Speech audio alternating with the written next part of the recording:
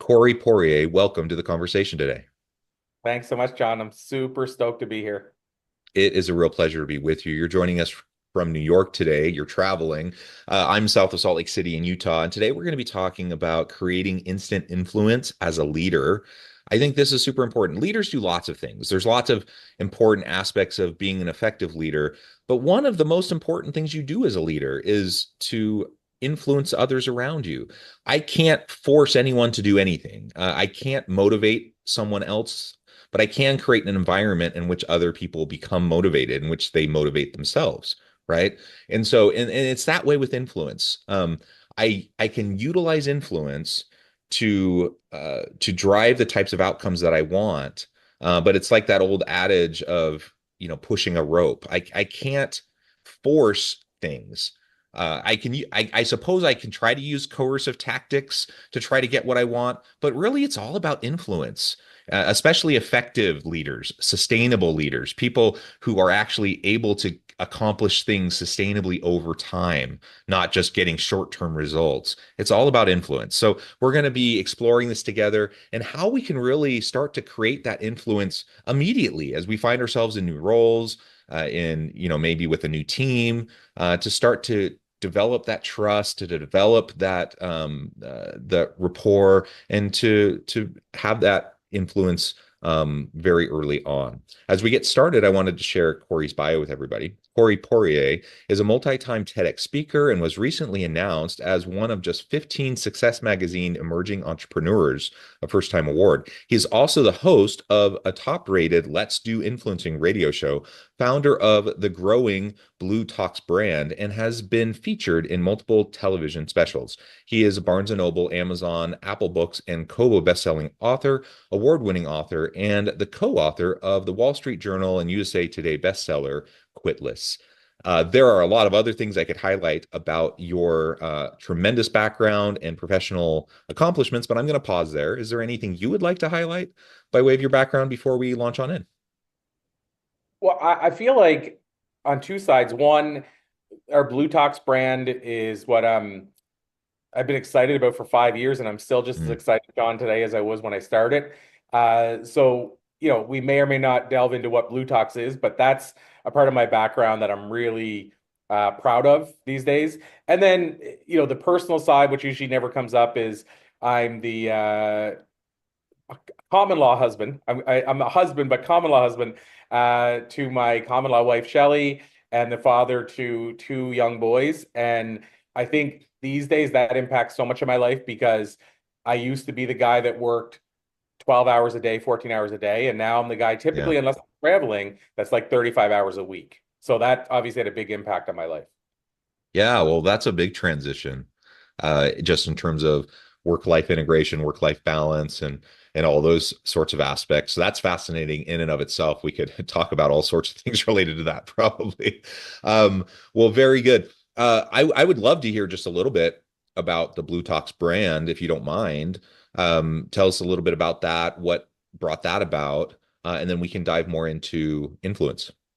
Yeah, absolutely. Well, and the Blue Tox brand in a lot of ways was created with the intention to help people influence more people in a Yeah. positive way. And so Blue is BLU. It stands for Business Life Universe. I've often described it as if you took TEDx and Chicken Soup and they got married and had a baby, we'd be the Mm, baby. And so ultimately, though, it's kind of interesting because on the front end, as a person watching a Blue Talk or reading our books or what have you, they would see it more similar to TED or what have you, where it's I'm yeah. watching to hear change my life. But the difference is very, I'm going to say distinct. It's basically where there was this great book I read one time called The Customer Comes Second. And it's very counterintuitive to what we think, right? We always think the customer comes first. But the idea behind that book is if you treat your employees well, they'll take care of the customer for you. Yeah. And the idea with Blue Talks is if we treat the experts well, they'll take care of the end lesson or end user, whatever they hear or the message they receive. And so with Blue Talks, it basically got launched because I started as a speaker, author, what have you. And I was told if you build it, they will come. And I jokingly now say I went out to the woods to start building and nobody even heard the hammer. Like Mm, nobody cared. And so I said, if I can create something to help make it easier for people in the future, that's what I want to do. But I wasn't ready yet. So then I went out on my journey. I spoke at this point thousands of times, but I started speaking like crazy, figured out the hacks to get myself on stages, writing books, all that stuff. And it changed my life, but it took a long time. And I said, what if we could create the platforms so that, let's say, John wants to get on more stages, he wants to build a speaking business, he wants to build a coaching practice, what have you. What if we were able to get him on the platforms that would allow him within months to say, in terms of your bio, let's say, John has spoken on site at events at MIT and Cambridge.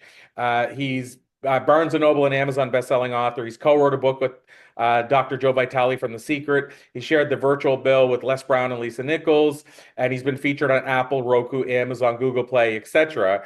You can imagine that on your bio in 4 months is like in terms of you uh, attracting clients, in terms of clients perceiving you as more valuable, in terms of clients paying more to work with you, all that stuff happens when you have that kind of bio. What we do is we actually help you get that bio in real time in a matter of months, which took me 15 plus years, but in a matter of months. And on top of that, we also rebroadcast your talk to millions of people, literally. And so you get your message out just like you would with a TED stage, but you also now have a speaking video that you can use on your website and leverage. You have a book that you can say, again, I'm a Barnes and Noble bestselling author, and so on. So what Blue Talks does is help you with all that positioning and leverage. But the big thing I want people to always know is it's not manipulated. You still have to show up and speak. You still have to Right. submit your chapter. But we do most of it. It's mostly done for you. But it's not like we're going to make somebody look like an expert that's not good at what they do. The what we feel is the almost the right of admission usually is you're good at your craft or you're getting better at your craft. So we're not helping you become a better chiropractor, and we also don't want to manipulate people into thinking you're a good chiropractor if you're not. But we're helping to highlight you so that you don't still remain a best kept secret. Yeah, yeah. And I think that it's like you said, it's like hammering in the forest and nobody hears you, or if a tree falls in the forest and nobody hears it, did it make a sound? All those old adages or cliches. It's the reality.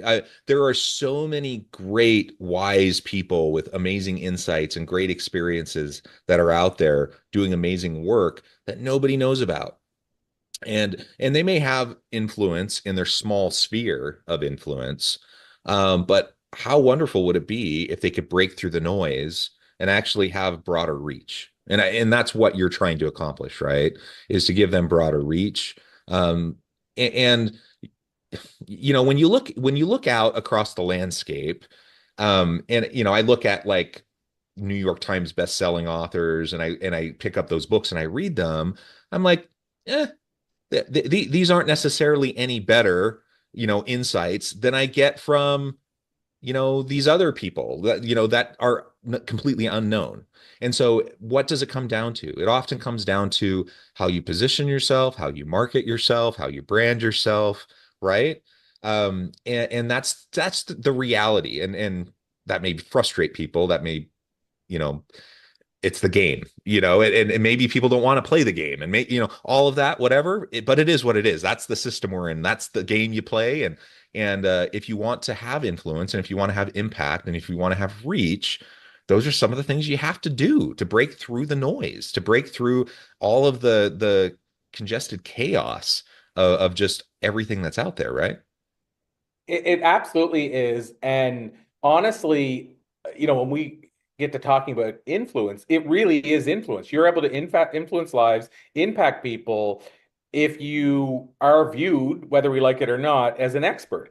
And I struggled with this. So let's call a spade a spade. You said like people might not like it or people might not be comfortable with it. I grew up in a small little tiny town, raised by my mother, a single mother, and my grandfather, a carpenter with a grade three education.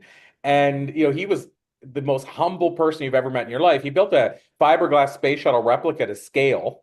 Mm. One of only six in the world as a grade three education carpenter with a bag of nails and a hammer, and he never told a soul. Like we had to tell people. So that was my background. So for me to actually even say I'm a five-time TEDx speaker was foreign. Like I was like that, I would blush if I tried to say that when I started. I had to get comfortable doing it. And I'll tell you what helped me get comfortable doing it, John, is I realized when I started doing it awkwardly that people listened. Or when I didn't do it, somebody introduced me and said he's a multiple time TEDx speaker. It wasn't that at the time, but let's say that was it. And I noticed that people listened more. They leaned in, they put their phone down. And so then I realized if I didn't let people know, then I couldn't impact them in the way I could if they did know that stuff. And so I was doing a disservice if they didn't know my background because the background got them to like basically stop what they were doing and listen. And so I might not like it, but I've learned ultimately that to your point, I can impact more lives if people know my background because they kind of view it still. It may change at some point, but when people hear certain things psychologically, they listen closer or they say, oh, well, if they did all that, they must have been vetted by somebody.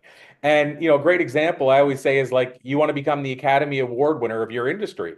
If you think about the Academy Awards, I'm working on a new book right now called Becoming the Instant Expert. And the opening I talk about, and it's actually a study that showed that Academy Award winning actors get paid more and get offered way more roles. I mean, there's actually a university study to back this up.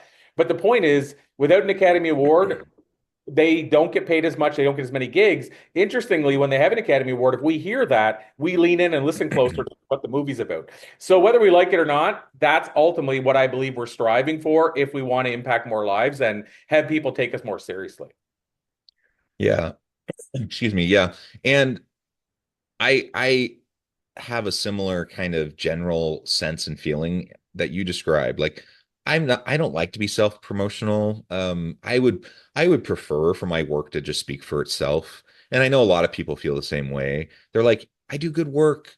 People will just recognize it. If I do good work, it'll be recognized. People will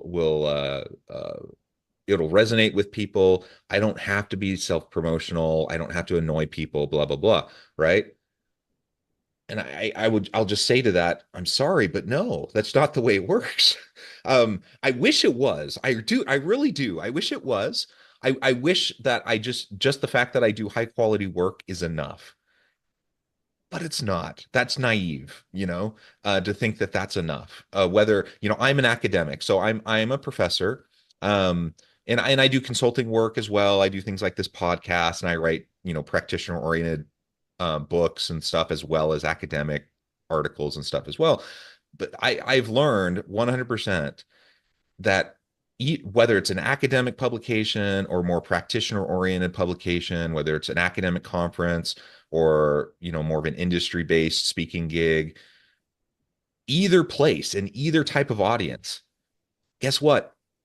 That kind of prestige, that reputation, that bio, it 100% matters. And people pay attention in different ways. And maybe it shouldn't matter. And maybe it's that bias that people that you get annoyed with and you think, oh, that just bugs me and it shouldn't matter. But it does matter. And people do pay attention differently. And I've been to plenty of conferences, like academic conferences, where you have this big name person who's published all these really great studies, and you go to their presentation and it sucks, right? It's a terrible presentation. They phoned it in. They did not do a good job, but it's packed and everyone is there because they're a name and everyone is there paying close attention and hanging on every word. And it sucks. But guess what? It's packed and everyone is paying attention to every last word they say. Why? Because they're a name and everyone is going to always pay attention to them. And it doesn't matter that the next room over is like the best study that's come out in the last decade. And there's only like 12 people in the room, right? So it's just the reality. Yeah, I mean, you literally just nailed it. I mean, it's like, to your point, Tony Robbins, if I just pick a name, Hmm. Tony Robbins is, I mean, it's arguable, like everything's arguable, right? In terms of how good somebody is, because somebody might love him, somebody might say he's horrible, whatever. But the one thing I can safely say, John, is he's not the best speaker in the world of all time. And when I say that, I mean, there's some that are also well known, but not as well known as Tony that are, I think, for me personally, my taste, are as good as Tony. Now, I think Yeah. Tony's a great speaker and he's dynamic and he's probably even a better marketer. But the point of this is Tony is getting paid an exorbitant amount of money to go to a conference. And as you said, people pay attention. And how many people pay thousands to go to his event live? because of who Tony is at this point and because of the name he's built. And to me, there's no better example of that than NLP. So Richard Bandler, I think I'm pronouncing that correctly, and another guy created NLP, and Tony Robbins was a fan of it and studied with him. And then Tony Robbins started talking about NLP, and you would not believe how many discussions I've had with people who've argued with me saying, "No, no, Tony created NLP. Who's this other guy you're talking about?" But the interesting part is it's because of Tony's name and how big he's gotten is that people just heard it from him. And so he made NLP probably more famous than the guy that created NLP, is my point.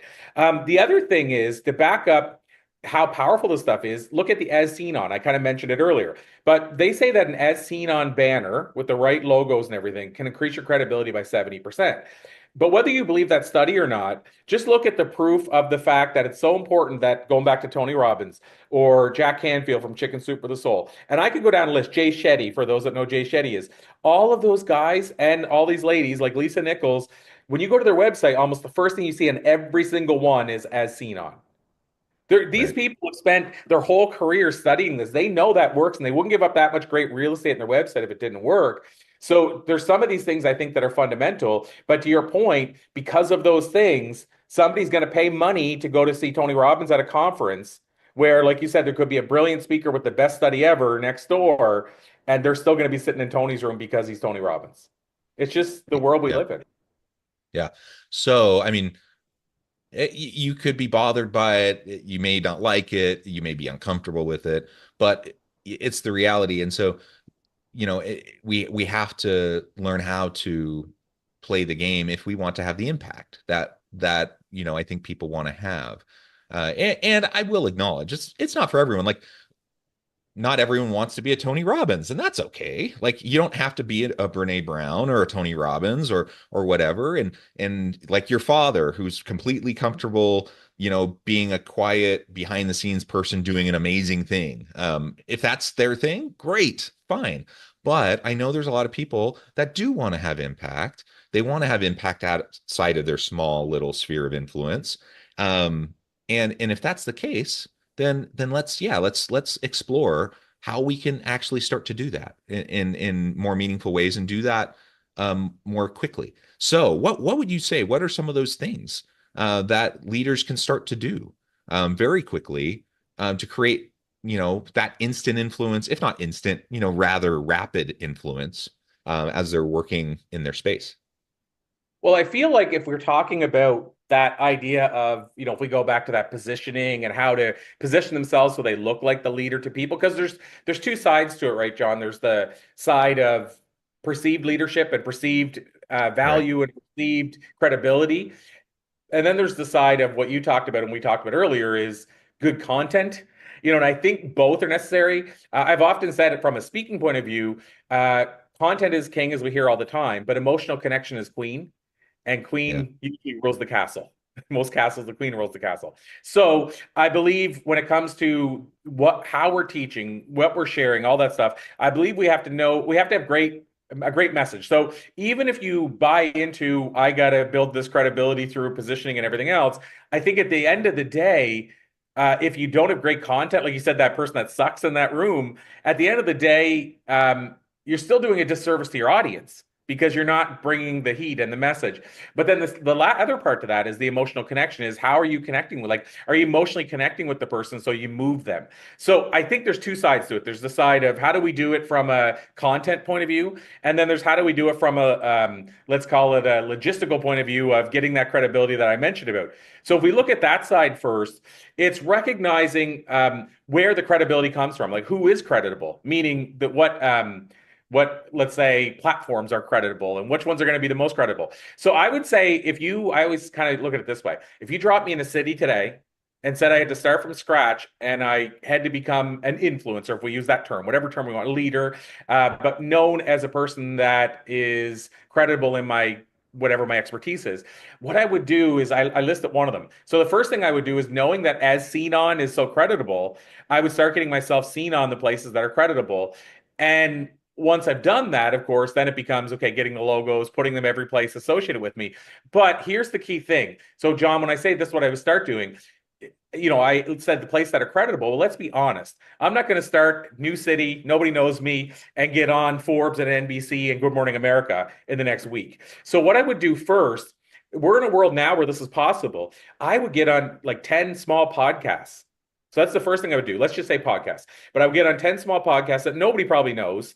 But because the average person still doesn't necessarily know who's big media and who's not, I would get on 10 small podcasts, get permission from the podcasters that use their logo, and I would create an as seen on banner or get it on my website. So I would have a website, of course, but I would get it on my website that I've been seen on these places. So now you have the as seen on banner that gets some credibility because it still looks, powerful to have that. And then what I would do is then I would work to get on the bigger ones and switch them out.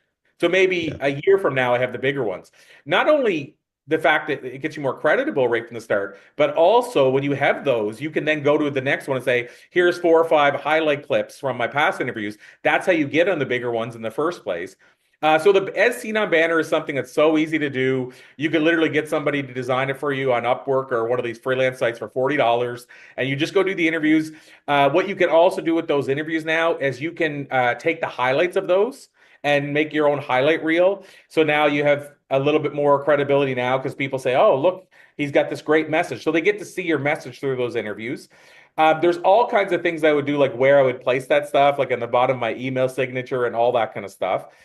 So I would do that at first. The other side to that is I would then go out and find out who are the influencers that I can connect with and then eventually lean on their credibility until I build my own. So, for example, one of the things that I've done with my last book, it's called The Enlightened Passenger. It's a fictional parable. Well, and you're from Salt Lake City. The guy who wrote the foreword, Richard Paul Evans. I don't know if you know who Richard Mhm. is. Yep. So Richard wrote the foreword. So I'm kind of, and he's a 46-time New York Times bestselling author. So I'm kind of leaning on Richard's credibility with him writing the foreword. Or on the back of the book, we have Lisa Nichols from The Secret wrote one of the endorsements. And so if you can build those relationships, and I can even talk to that, but if you can build those relationships, then they now are vetting you to their community, who then is putting trust in you and discovering you through them. The one thing I'll say about those relationships is I always look at it like I'm building a bank account. So I try to deposit. So I give over and over again to build an equity before I ever ask, which is the withdrawal. Mhm. Again, that's a whole conversation. Just how do you build those relationships? But they will give you extra credibility because people see photos of you. Another example is photos. If you go to a conference and there's a big name thought leader you're a fan of there, get a photo with them. And that stuff goes in your website and creates credibility. So if I talk about positioning, those are the kind of things I would do. Write a book, obviously, is a huge one. If you're the person that wrote the book on dentistry and you're a dentist in a small town, I bet you're getting more clients, if everything else is equal, than the dentist down the road that hasn't written the book. So that's the quick answer of some of those little hacks you can do. The other side to that is the great content. And at the end of the day, that's knowing your stuff, putting in the time, putting in the 10,000 hours, if people have heard of the 10,000 hour rule. So me as a speaker, helping other people get on stages, I spent 20 years as a paid speaker before I ever launched Blue Talks. Because my belief was I see a lot of people that are on page one and they're trying to teach people page one. And that's like the person that's for the first time in their life earned 6 figures in revenue, and now they're running Facebook ads saying, "Let me show you how to make 6 figures in revenue." And it may have even been a fluke how they did it, or they, by the way, Right. some they may not have even made the money they're saying they're going to help you make. But my point is, that wasn't good enough for me. I had to really put in the time and learn the craft, so that if you say to me, Corey, here's my idea for a TEDx talk, do you think that would work on a TEDx stage? I'm not just speaking from like my guess and theory type thing. I'm actually speaking from knowing what typically works. And so I would say learn your craft, put in the time, whatever that craft is, and you'll eventually probably you won't be discovered maybe like the Tony Robbins, but you'll still be discovered if you're really good. And then if you can connect emotionally with an audience, they'll want to tell other people to go check out your stuff. So again, if I were starting from scratch, those are the things I would do. Great content, put the time in, emotionally connection with everybody, and then figure out what are the hacks you can do that are going to present you as the Oscar winner of your category. Oh, I love it. I love it. It is all about creating credibility, and there's a variety of ways to do that, right? You've just given us a handful of ways that we can start to build credibility. There's lots of other ways as well, and I think each of us just needs to think about what's genuine and authentic to us, and what we're comfortable with, and what fits with. our goals and our career ambitions and whatnot. And if you aim to be a speaker, a coach, a Tony Robbins type, a Brene Brown type, that has a different set of the types of um, strategies that you might try in terms of building your credibility than others, right? But ultimately, I think the game of influence, it is about not just the good content, like you said, which is super important. You have to know your stuff. You have Mhm. to you have to like be genuinely good at what you do. You have to have the skills, the competencies, the capabilities, the knowledge. You have to know your stuff. But then you also have to be able to communicate. You have to be able to connect. You have to have like genuine connection and trust with people around you to have influence. And without that, that influence just won't be there, no matter how smart you are. Some of the dumbest people I know are like the most brilliant people I know, right? And they don't have any influence because they're brilliant, but they just do not have connection. They do not resonate with people. They lack that EQ, they lack that emotional intelligence. And so both are super, super important. And again, I wish that I could just rest on the quality of my work. I wish that was enough, that people would just pay attention and say, oh, John is great. And so I'm just going to pay attention to him all the time. Unfortunately, that's not how it works. So we always have to be thinking about how can we have better influence, whether it's in our team, in our organization, in our industry, or whatever the case may be. Well, Corey, I note the time. I need to let you go. Before we wrap things up for today, I just wanted to give you a chance to share with the audience how they can connect with you, find out more about your work, your team, and then give us a final word on the topic for today. So, as far as the connecting further, I mean, this is probably abnormal, John, and I'm just starting to do this every now and then. But I had Tom Ziegler years ago, Zig Ziglar's son, on the show, and Bob Berg a separate time on the show, both high level influencers, and they're the only two people to this day still that did this. So I wonder if I'm foolish doing it. But if people want to connect directly with me, I'm going to give my email address. So it's Corey at bluetalks.com, which is Corey at BLU talks with an S on the end, TALKS.com. If people want to reach out directly, and if we talked about it, if they need help with the part we're talking about, the piece of how do I get viewed as the expert, how do I position myself better? If they need help with that side, that's where we come in. If you just want to say, hey, I heard you on the show, like this or that, that's the most direct path. If you want to go the less direct path, you can go to CoreyPoirierMedia.com. And I believe all the social handles and everything are there, and you can reach it that way. Of course, you can Google us as well. So there's a lot of different patterns or paths that way if you want to reach out. And we would love to hear from you. So again, even if it's just an email to say hi, that works too.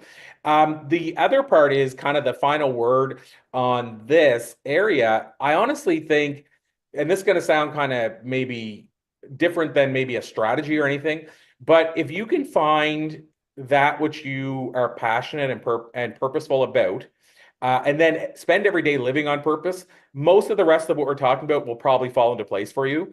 Yeah.